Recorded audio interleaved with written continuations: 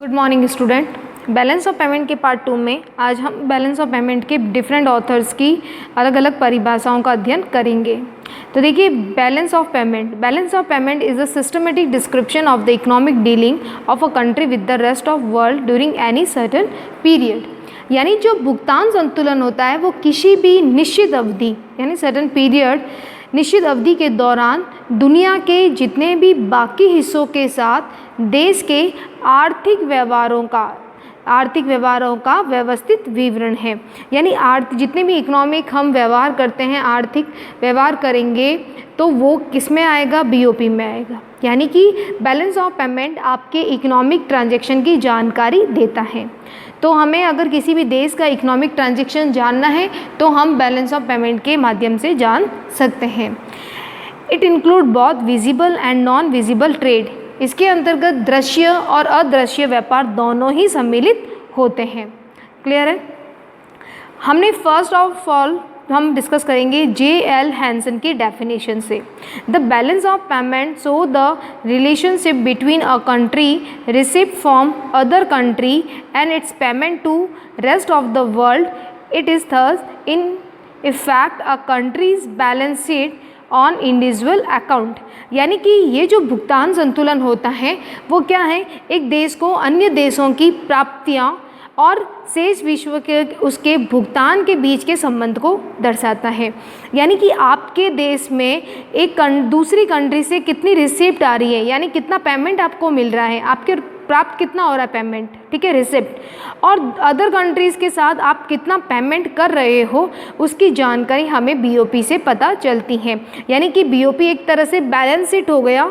जो balance sheet में हम क्या करते हैं, बैलेंस शीट में आपने देखा होगा दो साइड्स होती हैं, असेट्स और लायबिलिटीज़ की। और बैलेंस शीट की एक सबसे बड़ा फीचर्स क्या होता है कि वो दोनों साइड से इक्वल होता है, यानी बराबर रहता है। तो बैलेंस ऑफ पेमेंट भी हमेशा इक्वल रहना चाहिए, ठीक है। लेकिन कुछ कंडीशन में बैलेंस ऑफ पेमेंट ज़्यादा भी हो सकता है और कभी कम भी हो सकता है, वो हम आगे देखेंगे।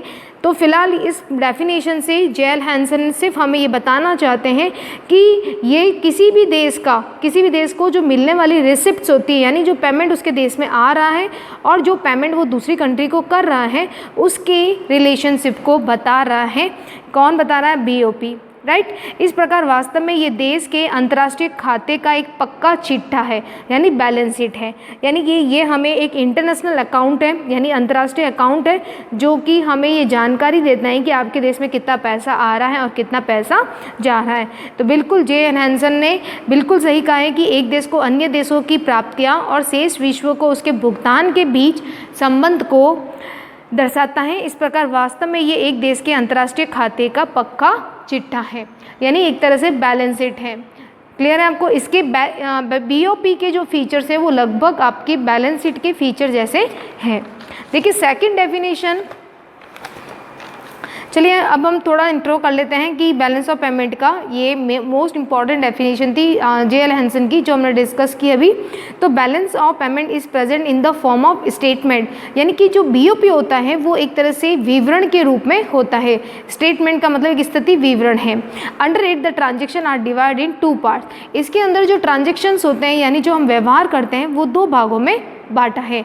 On one side are particular of the receivables of foreign currency, यानी एक साइड में हमें विदेशी मुद्राओं से जो प्राप्ति होती है उसके बारे में, और इसे कॉल्ड रिसिप्ट या प्लस एंट्री धनात्मक पक्ष भी कहते हैं। यानी कि अगर हम कहें कि बीओपी जो होता है उसके दो साइड्स होती हैं, एक होती है रिसिप्ट्स की और एक होती है पेमेंट की। रिसिप्ट्स को ही हम क्या कह सकते हैं? प्लस एंट्री कह सकते हैं, यानी धनात्मक पक्ष। इसे पॉजिटिव क्यों कहा जाएगा? क्योंकि जब पैसा हमारे देश में आएगा तो ये हमारे लिए क्या होगा? फॉरेन करेंसी अगर हमारे देश में आ रही है तो हमारे इकोनॉमिक को डेवलपमेंट करने के लिए ये सपोर्ट है, तो इसीलिए क्या रहेगा? धनात्मक पक्ष, राइट। उसी तरह से on other side are particular of all liabilities of foreign currency called payment of debit minus entry. यानी कि जो दूसरी साइड है वो किसकी रहेगी? दायित्व की, यानी लायबिलिटी साइड की रहेगी। जैसे आपने देखा होगा कि बैलेंस शीट में भी दो साइड्स होती है, ये हमारी बैलेंस शीट है। एसेट्स होती है और एक तरफ क्या होती है, लाइबिलिटीज़ होती हैं। तो ये इसी तरह से जो लाइबिलिटीज़ होती है वो हमारे क्या होते हैं, दायित्व होते हैं बिजनेस के, ठीक है। तो यहाँ पे क्या है, हमारे देश के दायित्व का किसको नाम से जानते हैं, पेमेंट नाम से। पेमेंट को ही हम लाइबिलिटीज़ कह रहे हैं और इसी को ही हम क्या कहते हैं, माइनस एंट्री। क्या कहेंगे, माइनस एंट्री, क्योंकि हमारे देश से पैसा जा रहा है। Are you clear. तो अभी तक हमने जो डिस्कस किया कि बैलेंस ऑफ पेमेंट है उसको हम एक स्टेटमेंट के रूप में जानते हैं और उसके दो पार्ट हैं, एक है रिसिप्ट और दूसरा है पेमेंट। रिसिप्ट को हम प्लस एंट्री के नाम से भी जानते हैं और जबकि जो आपका पेमेंट है उसे माइनस एंट्री के नाम से जानते हैं, यानी पेमेंट ऑफ डेबिट, ठीक है। चलिए नेक्स्ट डेफिनेशन की बात करते हैं, वो है प्रोफेसर बैनम की, क्योंकि बीओपी जो है वो आपके सिलेबस का सबसे इम्पॉर्टेंट पार्ट है, इसीलिए आपको कम से कम 4-5 डेफिनेशन लर्न होना बहुत ज़रूरी है।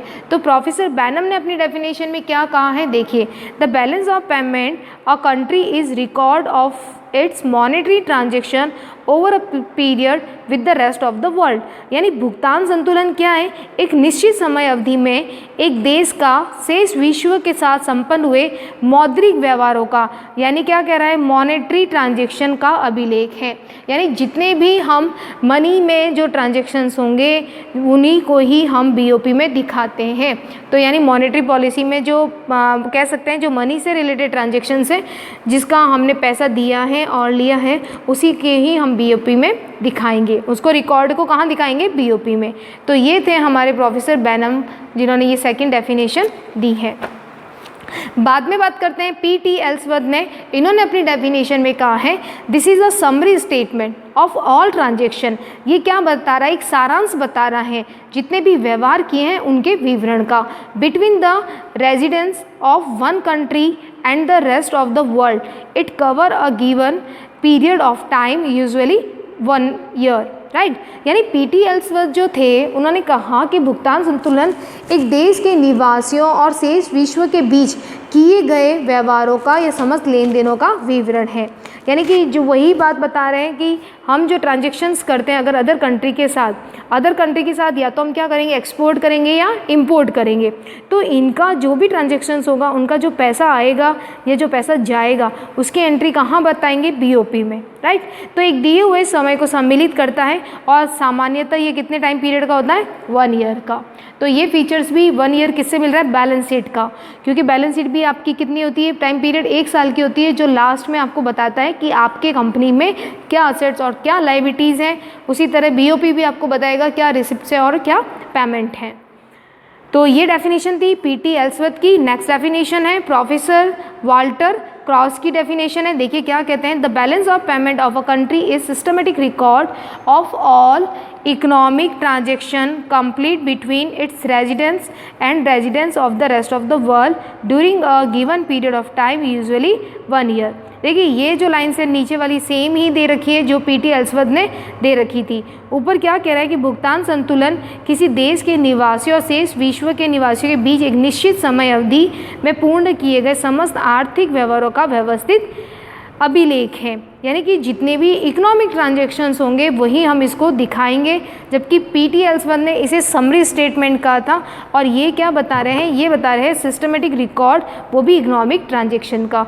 तो ये डिफरेंस था पीटी एल्सवर्थ की डेफिनेशन और प्रोफेसर वाल्टर क्रॉस की डेफिनेशन में। ये इकोनॉमिक ट्रांजैक्शन को बता रहे हैं, जबकि ये बता रहे हैं कि समरी है एक ट्रांजैक्शंस की, जो कौन बता रहा है, बीओपी प्रेजेंट कर रहा है। दोनों ने ही टाइम पीरियड 1 ईयर माना है। क्लियर है आपको।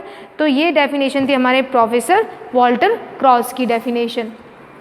इस डेफिनेशन में देखिए आर्थिक व्यवहारों का व्यवस्थित अभिलेख बताया गया है, यानी कि एक क्या है, एक रिकॉर्डेड सिस्टम है जो आपको बता रहा है कि आपके देश का जो बीओपी है वो फेवरेबल है या अनफेवरेबल है, यानी रिसिप्ट ज़्यादा आ रही है या पेमेंट ज़्यादा आ रही है, आपने इंपोर्ट ज़्यादा किया है या एक्सपोर्ट ज़्यादा किया है, या सर्विसेज ज़्यादा दी है या सर्विसेज आपने ली है, तो इनकी जानकारी हमें से बीओपी से पता चलती है।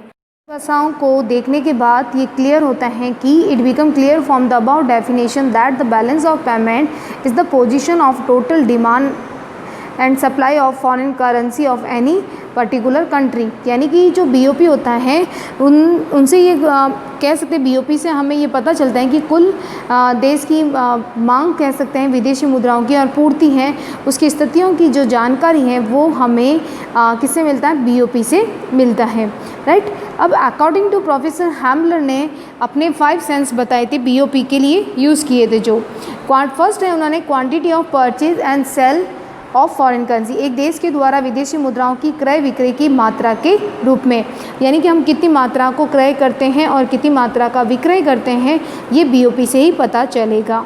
Payment received and payment to the foreign countries during a given period, एक विशेष समय अवधि में विदेशों को किए गए भुगतान और विदेशों से प्राप्त किए भुगतान की जानकारी बीओपी से पता चलती है।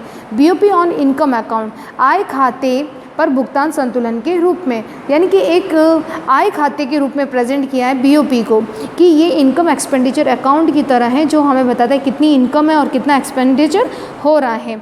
फोर्थ पॉइंट है हमारा बैलेंस ऑफ इनडेबिटनेस का, बैलेंस ऑफ इंटरनेशनल इनडेबिटनेस यानी अंतर्राष्ट्रीय ऋणग्रस्तता के संतुलन के रूप में, यानी कि इंटरनेशनल ट्रेड के लिए हमें कोई अपने लोन में या ऋण में या कह सकते हैं हमारे ऊपर लाइबिलिटीज़ का जो बैलेंस है वो सही रहे, इसकी जानकारी भी हमें बीओपी से पता चलती है। फिफ्थ पॉइंट है position of total demand and supply of foreign currency, यानी विदेशी मुद्राओं की कुल मांग और पूर्ति की परिस्थिति के रूप में, यानी कि हमारे देश में कितनी फॉरेन करेंसी की डिमांड हो सकती है और कितनी उसकी सप्लाई होगी, इसकी जानकारी हमें सिर्फ केवल बीओपी से पता चलती है। हमने यहाँ पे 4-5 डेफिनेशन की और लास्ट में एक कंक्लूज़न निकला है कि वो हम कंक्लूज़न बेस पे कह सकते हैं कि जो बीओपी होता है वो इकोनॉमिक ट्रांजैक्शंस का एक स्टेटमेंट है जिसकी 2 साइड्स होती है, एक रिसिप्ट्स की और एक पेमेंट की। अगर आप एक्सपोर्ट करते हैं और एक्सपोर्ट से अगर आपके देश में फॉरेन करेंसी आता है तो वो रिसिप्ट साइड में लिखा जाएगा, जबकि अगर आप इंपोर्ट करते हैं या कुछ सर्विसेज मंगवाते हैं तो उसका जो भी पेमेंट आप करेंगे उसको हम पेमेंट साइड में दिखाएंगे। बीओपी का जो कंपैरिजन है वो बैलेंस शीट के रूप में किया गया है, यानी कि जिस तरह से बैलेंस शीट है वो क्या रहती है कि दोनों साइड से इक्वल रहती है, उसी तरह से बीओपी का भी इक्वल रहना या संतुलन रहना आवश्यक होता है। लेकिन कभी कभी कुछ कंडीशन की वजह से बीओपी में अनबैलेंस हो जाता है, जिसे हम आगे पढ़ेंगे कि ये अनबैलेंस क्यों होता है, राइट। तो ये डेफिनेशन थी जिसमें आपको सारी इम्पोर्टेंट जो चीज़ थी वो आपको बताई गई। तो नेक्स्ट वीडियो में हम लोग बीओपी का फीचर्स और डिफरेंस बिटवीन पढ़ेंगे बीओटी एंड बीओपी का। Okay, thank you.